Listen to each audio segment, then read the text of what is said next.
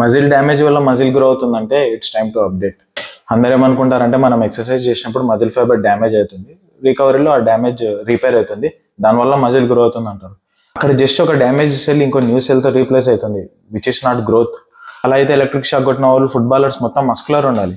Muscle damage is the last thing we ever wanted.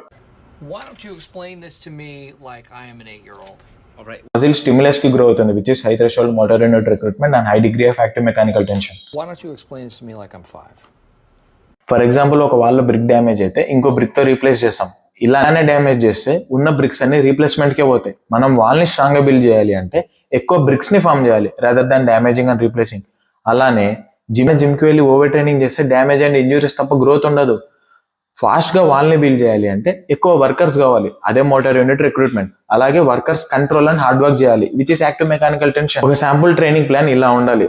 Much more than this is considered as over training. The body builders and athletes కోసం అంటే no, మనం regular గా muscle ని stimulate చేయకుంటే muscle loss అవుతుంది, అదే ఏట్రోఫీ.